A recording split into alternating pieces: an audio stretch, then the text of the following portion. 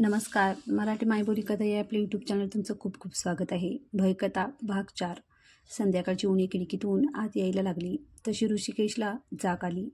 तेवढ्यात मोबाईल वाजू लागला. त्याने पाहिले तर बाबांचा फोन होता. हॅलो. अरे, तू काल येणार होतास ना? काय झालं? बाबा, एक महत्त्वाचं काम निघालं म्हणून थांबलो. उद्या निघेन यायला कदाचित, पण तसा आधी फोन करीन. ठीक आहे, पण तुझ्या आवाजाला काय झाले? एवढा खोल का गेलाय? थोडं टेम्परेचर होतं बाबा. एक क्रोसिन घेईन, थोड्या वेळाने बरं वाटेल. नक्की ना?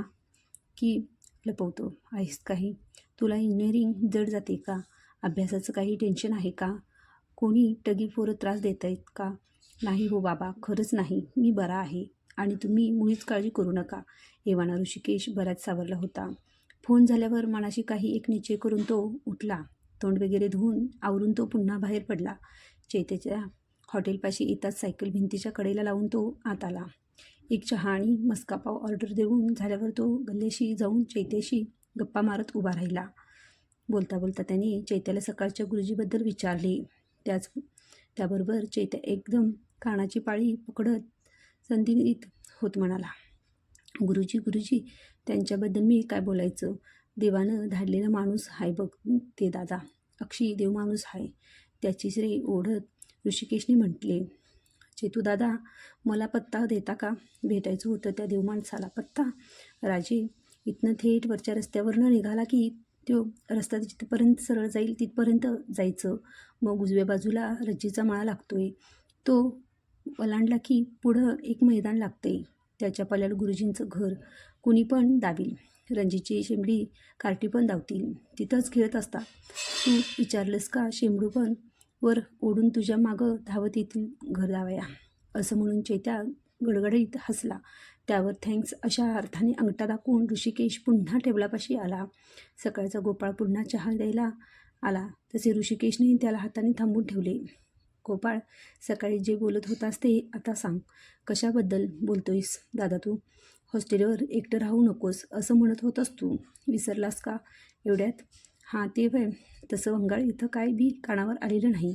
पण हा माझा आजा सांगायचा. त्याच्या तरुणपणी इथं हॉस्टेलवरचं एक पोरगं एकाएकी गायब झालं. ते परत कधी बी कोणाला बी दिसलंच नाही. अरे, गावी गेला असेल त्याच्या. नाही, माझ्या आजानं स्वतःच्या डोळ्यानं बघितलेलं त्या पोराला. अवसाच्या रात्री झाडात गायब होताना. काय खुळ्यासारखं काय बोलतोस तू गोपाळ? बघा, म्हणून म्या बोललो की काय नाही. तुम्ही शिकलेली लोक, तुमचा विश्वास नाही असा एकदम कसा विश्वास बसेल? काय पाहिलं तुझ्या आजाने? सांग की नीट. दादा, तू एक काम कर. पुढल्या आळीला माझं घर आहे. तिथं दारात माझा आजा बसलेला असतो. तू जाऊन त्याला विचार. तो समदबाईजावर सांगत तुला. त्या दिवसापासून त्याला येड लागले म्हणतात. कामधंदा सगळं बंद केलं त्यानं. पण ही कथा मातून रंगून सांगतो. खरंच जाऊ म्हणतोस? होय, एका स्वस्ताच्या कानाने. जा. गोपाळने असे म्हटल्याबरोबर ऋषिकेश उठला. बिल वगैरे देऊन त्याने थेट गोपाळच्या घरचा रस्ता पकडला. गोपाळने म्हटले त्याप्रमाणे खरंच त्याचा आजा दारात बसला होता. तुरळक पांढऱ्या केसांची टोक त्याच्या टक्कल पडलेल्या डोक्यावर गवत उगवल्यासारखी दिसत होती. सुरकुतल्या चेहऱ्यावर मिचमिचे डोळे आणि पान खाऊन रंगलेलं बोळकं. ऋषिकेशने त्याच्याजवळ बसकन मारली. तेव्हा अंधार पडायला सुरुवात झाली होती. त्यामुळे डोळ्यावर दोन्ही हात ठेवून तो ऋषिकेशला बघण्याचा प्रयत्न करू लागला. त्यावर ऋषिकेशने गोपाळने दिलेली विडी त्याच्या हातावर ठेवली. तसे आजाच्या बोळके झालेल्या चेहऱ्यावर निरागस हसू पसरले. आजा, मला तुझी गोष्ट ऐकायची. तू एका मुलाला अवेसीच्या रात्री झाडात गायब होताना पाहिलं ना? ती विडी पेटवून देता देता ऋषिकेश म्हणाला. त्याबरोबर डोळे बारीक करून मान डोलावत बिडी फुंकत आजाने कथेला सुरुवात केली. त्या दिवशी अमावस्या होती. मी उसाच्या मळ्याला मधान रात्रीचं पाणी द्यायला लागते म्हणून निघालो होतो. आपल्या गंगूबाईच्या खानावळीच्या पुढं एक झाड आहे बघ. तिथनं मला कसलं तरी मंत्राचं आवाज यायला लागलं आणि ढोल बडवल्याचा आवाज बी येत होता. बारीक बारीक. काय काय म्हणून काय हा म्हणून लपून बघायला गेलो तर दृष्टीमधलं एक पोरगं झाडाखाली रडत बसलं होतं. त्याच्यासमोर पूजा मांडली होती कसली तरी, आणि एक अक्षी झाडावाणी उंच बाबा त्याच्या डोक्यावर हात ठेवून काही बाई बोलत होता. आणि तुला काय सांगू लेका. एकदम ते माणूस गायब झालं. मग तो पोरगा उभा राहिलेला दिसाया लागला आणि मग एकदम निश्चित झालं सगळं. काय होतं काय की दोनाचं एक होताना माझ्या डोळ्यानं बघितलं म्या. कुणाचा विश्वास बसल का. माझा बी नाही बसत. पण घडलंय खरं लेका असं. लई विचार केला. एक न कुठं गेल्या असा. मग भुऱ्या भगताला विचारलं तेव्हा ते म्हणत त्या पोराचा आत्मा त्या झाडात घुसला असेल आणि तो बाबा त्या पोरात घुसला असेल. लई वाईटच. ऋषिकेश चमकला. खरंच असं असेल. असं आत्मा वगैरे काही असतं का. हा आजा खरं बोलतोय का मनचं काही सांगतोय. पण कुठेतरी लिंक लागते आपल्या अनुभवाशी असं त्याला वाटून गेलं. असं काही बघू नये लई बंगाळ. पोराचं काय झालं असेल. अडकलं रे बिचारं. तुझ्या एवढंच होतं. आजा अजूनही त्याच तंद्रीत बोलत होता.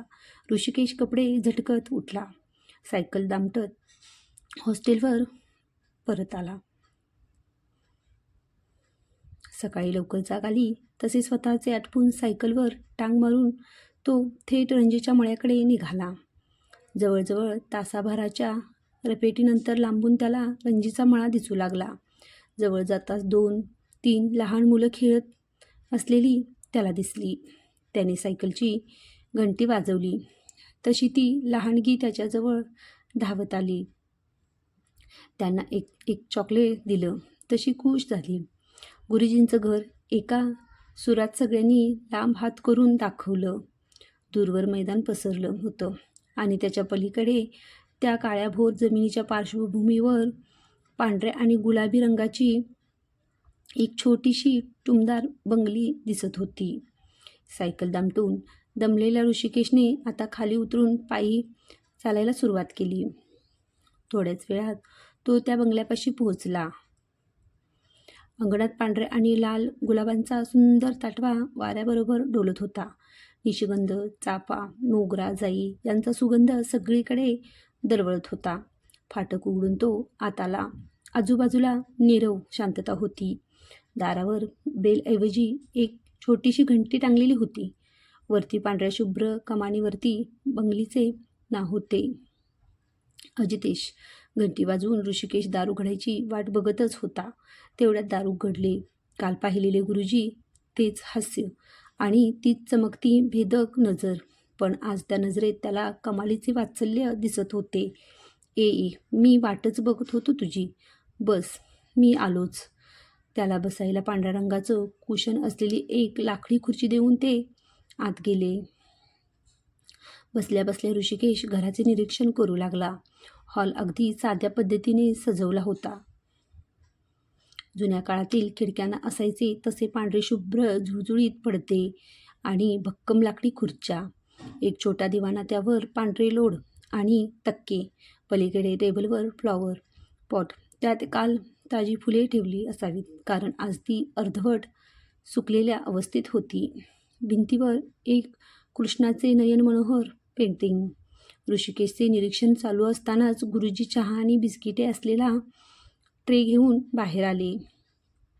त्यांना बघून तो पटकन उठला. अरे बस बस, एवढ्या सकाळी आला आहेस. चहा नाश्ता काही केलाच नसशील.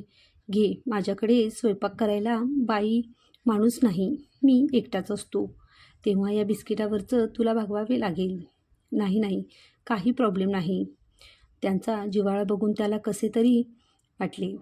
आपली ओळख पण नाही आणि आपण कोणत्या हक्काने इथे येऊन त्यांना असा त्रास देतोय. हा माझा कथेचा भाग तुम्हाला कसा वाटला हे मला कमेंटमध्ये नक्कीच सांगा आणि माझे चॅनल लाईक करा, शेअर करा, सबस्क्राईब करा. धन्यवाद.